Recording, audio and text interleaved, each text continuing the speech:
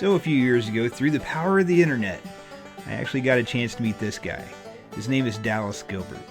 Dallas introduced me to this guy. His name is Wayne Burton. And Dallas and Wayne, well, they had a movie together. It was called Not Your Typical Bigfoot Movie. And in this movie, they focused on the friendship between Dallas and Wayne. I tell you what, they were best friends. But it also talked a lot about the research that these guys did. And they were always willing to share what they had. All you had to do was ask. So I did just that. I called Dallas and asked him if I could come down and check out what he had. So I called my buddy Alex and talked him into heading to West Virginia with me. Well, Southern Ohio via West Virginia and a few other states. We got to check out stuff like the Great Serpent Mound in Southern Ohio. And from there, we headed to one of my favorite spots, Point Pleasant, West Virginia, for the Mothman Festival. And would you believe it? They even let me on stage to give a speech. And after a couple days at the Mothman Festival, we head upriver to meet Dallas and Wayne in Portsmouth, Ohio. How long have you been doing this? I've been doing it for 17 years, and no one can match it. Yeah, Nobody can match this. 17 years. And no one can match it. The very first picture shot of Bigfoot I got,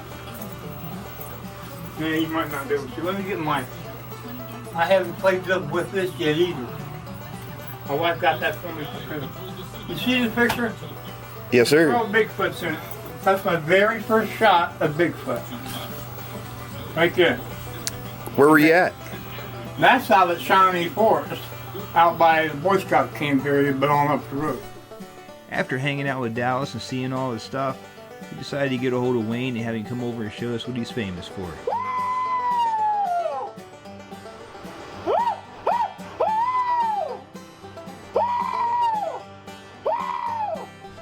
After proving he's got the best Bigfoot call ever, Wayne decided to share the story that really got him into Bigfooting in the first place. Oh, yeah. I wasn't a bit afraid of it. I mean, I wasn't one bit afraid of it. And so anyway, I just kept on walking. So it come out behind that tree and it was following me. It was about, probably, I'll say about 30 feet behind me. And it was walking. It was like this, as you know how they walk. Right. It was like this right here, and his hands behind, past his legs, or knees, and like this right here. Listen to him. Walking like that right there. And it was following me, you know. So I stopped. Roughly it was about 20, 25 feet, 30 feet, something like that in front of me. And I said, okay, Sasquatch, are you gonna kill me or what are you gonna do to me? I said, you keep following me. I was talking to it and it was going like this right here. You know how a gorilla does when you talk to it or something? Yeah, right. It was going like this right here. Like this. Like it understood me or something? Like a dog does. Yeah, you know, a dog, you talk to your dog, like that, and it's doing that too, you know? So anyway, it went like that 3 times. Wow. So I went like that, and so I was walking away, right? I said, see you around, brother. Like that, that's what I said. See you around, brother. And I was walking away, and I was probably a good 50 feet ahead of it, and it stood there, and just as I started to turn around, it went like that, and one time, and walked in the woods and disappeared. After sharing stories for a few hours, we decided to get together the next day and do some Bigfooting. Doors open. What we're doing today, we're going down with Bill and his cameraman Alex down to Pine Creek. Wayne and I are taking him down. Been a while for Wayne and me both being down there, but I know I can still just wake up the Bigfoots, and so can Wayne. So here we go, kicking off our trip with Dallas and Wayne, man. This should be awesome. It's already been a trip, so. We followed Dallas and Wayne to a place they call the Boneyard. It's located in Pine Creek, not too far from Portsmouth. The Boneyard got its name because local farmers drop their cows off there when they pass away. It's a gruesome sight, but I think it's a piece of information you need to have if you're looking at what really is going on where these guys are Bigfooting. Once we got there, it didn't take long at all for everyone to get unloaded and ready to go. First thing that happened was Wayne let off a few calls. And what happened next? really set the tone for the rest of the day.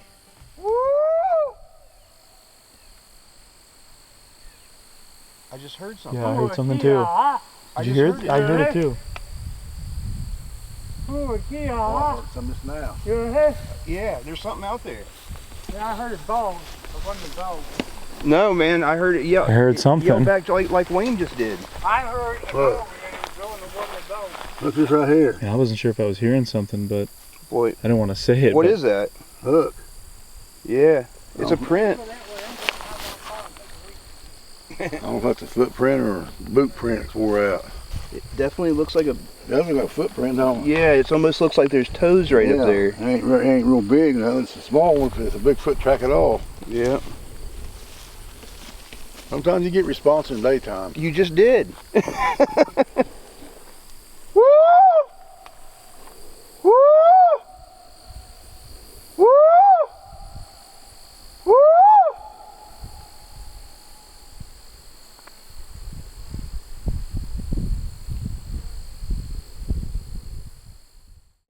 After the response, Wayne and Alex headed into the forest, and I stayed at camp to try to get to know Dallas a little bit better.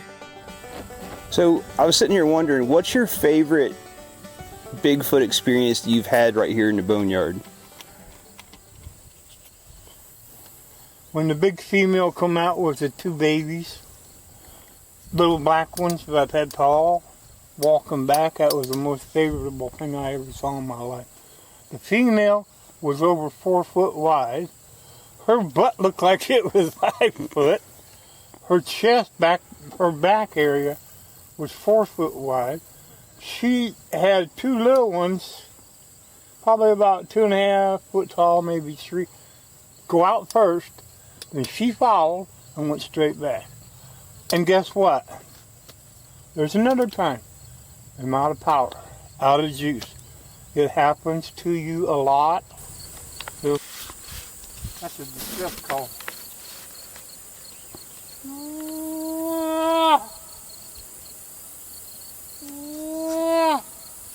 I heard that one night. I was down here by myself till about 2 o'clock in the morning. I heard the big one holler way back up in the valley, and I heard that call from up here like it was in distress, it was needing of help. And the next thing I could hear, you could hear the big one moving, you could hear the sound from him as he was hollering. You could actually hear him running. And I had the camera turned off at that time. Oh. Always, it always happens. When the camera is running, that's fine, but when the camera's off, what do you think? It was a big male what was. I heard the frogs up in the water. Yeah, I've seen some pretty big tracks myself. What are we doing back here, Wayne? Well, I'm doing my yelling and stuff, see if I can get Bigfoot to respond to us like we did earlier when we first came here. As soon as we got all the cars, and a few minutes later I started doing my yelling and everything. As soon as I took off and done it, we got a response from a Bigfoot.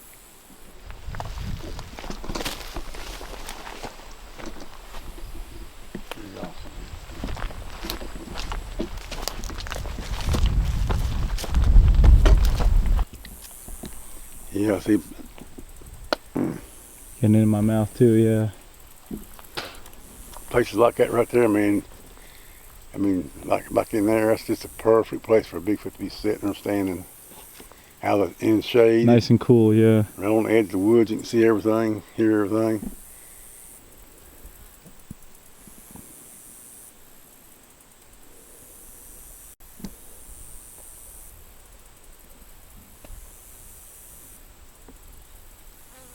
That's a Bigfoot.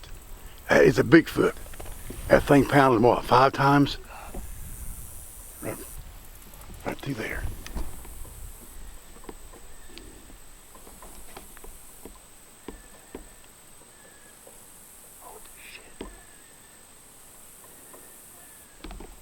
It's going and going.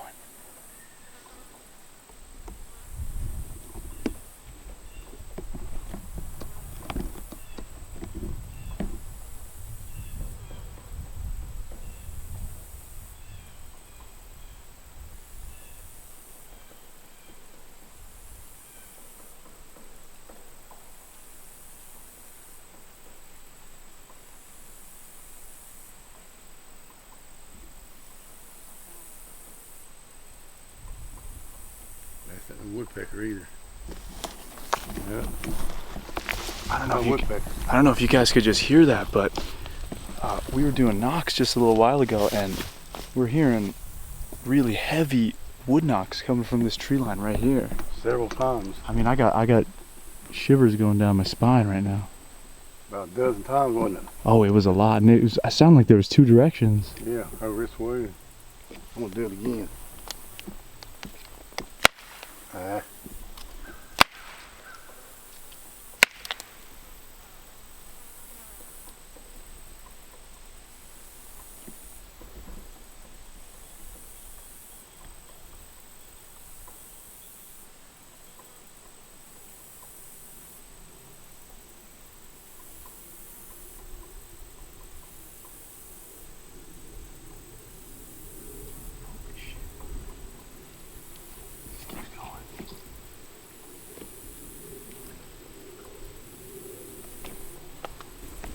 My opinion, they're doing that to us and maybe another Bigfoot too. At the same time, if they come in closer to what we and see us out here, they know it's a human doing that, so they might not do it no more. See? Right, right. You know, they're not dumb. Oh but no, but they fall for it sometimes, and you know what I'm saying. And they check you out. Well, it's a human down there doing that. Man, that was really close. Done about what? About 25, 30 times? Oh, it was a lot. I got it all on video. Again, folks, I mean, I just want to turn this around. So, I mean, we were doing just knocks, just like right on the wood right there, and I mean, what, 30 times we heard like a drumming, and I mean, it was loud. It wasn't no humming, no woodpecker. No, it wasn't a woodpecker. You can tell woodpecker, because the woodpecker, when it hits like them big ones, them big downy woodpeckers, them big ones, they hit that bing, bing, bing, bing, bing, bing, bing, bing, bing, like that. You can tell if a woodpecker or a Bigfoot hitting a tree limb, or taking a tree limb or whatever hitting a tree. Because a big, like I say, the woodpeckers, it's a steady beat with their bill. Yeah, this was more sporadic. It was like, yeah, and it goes like the woodpecker. It's like a machine gun. Boom, boom, boom, boom, boom, boom, boom, boom, you know, or whammer, what do you call them, or them things they use in jackhammer. Yeah, big jackhammers. That's what a woodpecker does. Makes that like that. But a Bigfoot, he don't do that. This was different. Woo!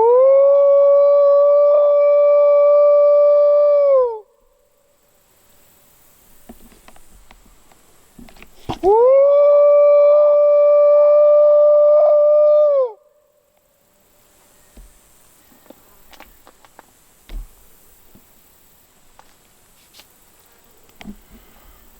Like they quit beating, didn't they? Yeah. They're done with us, huh? Yeah, They figured it out. yeah, they're not dumb. No way. They like to play games with you, even though, I mean, sometimes they even though you're a human being, they still will do it, you know, mess with you, because they know that we want them to do that, to communicate with us. Right. I mean, that's what they're doing. They're communicating with us. Oh, completely, yeah. You know. Let's see if I can get in there. All right, so what we're seeing, I'm talking to the camera now. So what we're seeing is something moving right up here in that area. So right up there on that hill, we keep seeing movement. Not real sure what it is. When I saw it down there and it went that direction. What's that?